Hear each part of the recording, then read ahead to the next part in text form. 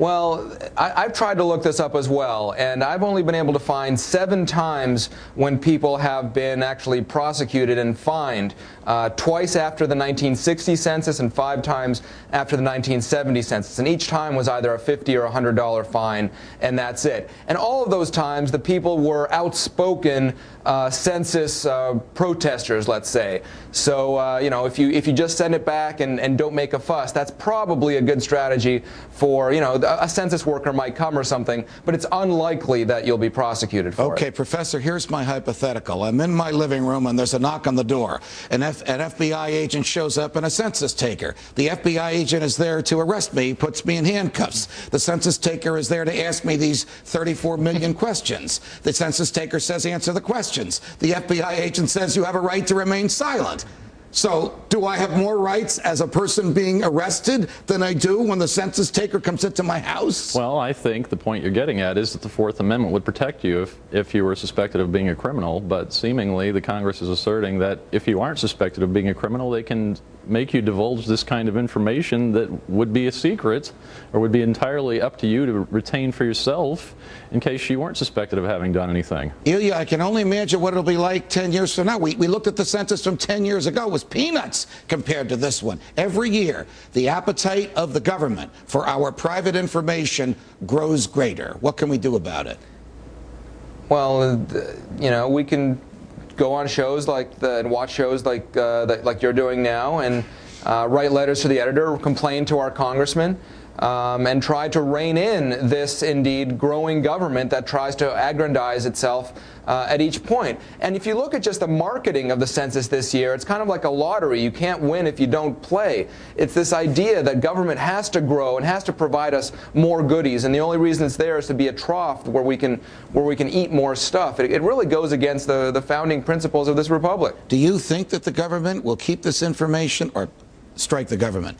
Do you think that the Commerce Department will keep this information private and to itself as it claims it is? Do you think anybody takes that promise seriously, Kevin? Well, we don't have any reason to think that they would keep this kind of thing secret. There's never been any success in any government effort to keep this kind of information secret. But one point that does need to be made is that a lot of people seem to be upset with this long census form, and so they are omitting to respond to the census at all. They should respond the number of people that live there. That's right. Otherwise, their own districts are going to be underrepresented in their state legislatures, and their states will be underrepresented in Congress. So they should respond to the constitutional questions. Kevin Gutzman, Ilya Shapiro, thanks very much for joining us.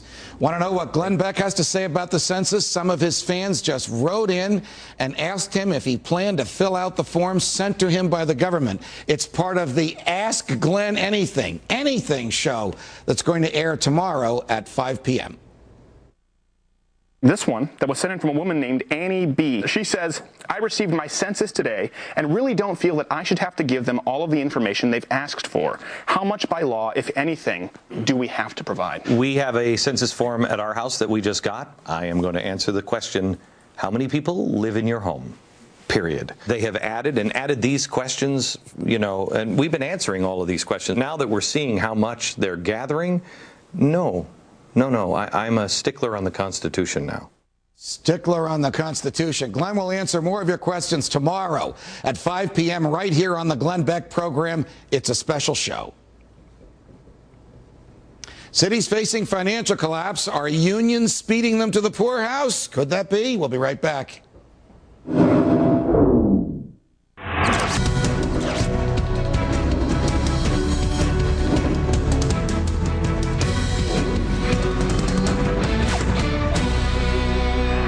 There's a $1 trillion gap in retiree benefits in this country, according to the Pew Center on the states. And since state and local governments will be footing the bill for the shortfall, it works out to more than $8,800 for every American household. Now cities like Memphis, Toledo, and even Los Angeles are trying to pinch pennies by leaning on unions to pay toward their own benefits. Have unions priced themselves out of a job? Let's ask Mark Mix, president of the National Right to Work Committee, and Charles Payne, CEO of Wall Street Strategies, and my colleague, a contributor on the Fox Business Network. Charles, to you first. What's the problem? What's happening? What have governments just recognized about unions and their benefits and their pensions? They've made promises they can't keep, and if they keep them, all heck is going to break loose, because essentially what we're talking about, Judge, 90% of these, you have all these people who work for the government. They have defined pensions. Right. They're going to be retiring 57, 60. People who are going to have to pay those pensions have to work till they're 67 years old. They have no pension. So imagine this. You're getting up every morning, going to work. You don't even have a pension. They're taking money, out of your paycheck to pay someone else sitting on the beach who retired 10 years earlier. Mark, are these ironclad contracts that the governments that are stuck with them can't change? I mean, is this something like the UAW and General Motors, where there can only be a change if the union agrees to relent and give back? Or is there something that can be done about this, even if the unions won't play ball? Well, Judge, I think we're going to find out. You're right. Most of these contracts are allegedly ironclad, but we have a city in California where we're actually going to get a peek at what may happen here. Vallejo, California filed Chapter 9 bankruptcy because of the things that Charles talked about. They made promises they can't keep and the taxpayers can't keep. They were allowed to void one contract. A bankruptcy judge said you could void one contract. He allowed the city to set aside a couple others.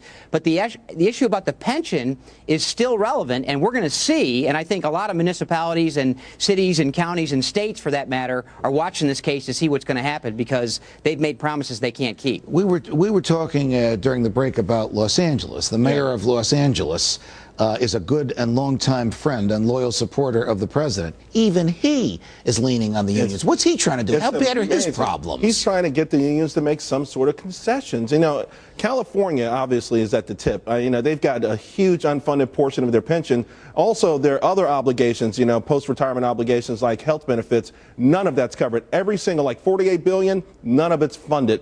They have to do something immediately. If the unions don't cave, Mark, if the government, if the courts don't interfere, will non-union workers be working for less money so that union workers can continue to receive these higher hourly wages and these Cadillac health plans that were negotiated by the governments back when they thought the money would never run out?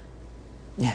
Well, we're already past the Rubicon on that, Judge. I mean, government employees' benefits and pay packages are much higher than the private sector taxpayers who are paying those wages. But, you know, this problem started back in 1937, and I go back to Franklin Roosevelt, who said that the model of collective bargaining that we understand in the private sector cannot be applied to the public sector.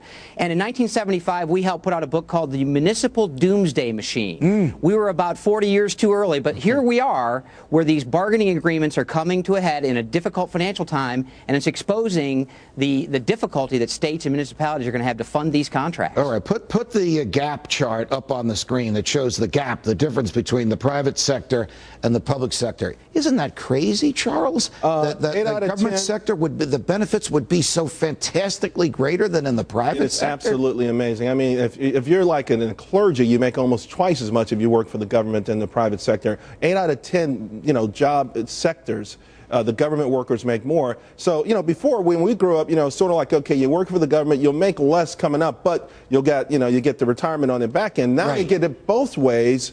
And, you know, here's the thing, though, Judge, government's getting bigger, not larger. Well, not the state and local, but the federal government, obviously, is growing like crazy. Mark, how did we get to this point in our history where you can make more money? But this never happened before, that you would make more money doing the same job in the government that you did in the private sector. For 200 years, or maybe until FDR, maybe for 150 years, it was the other way around. How did this happen?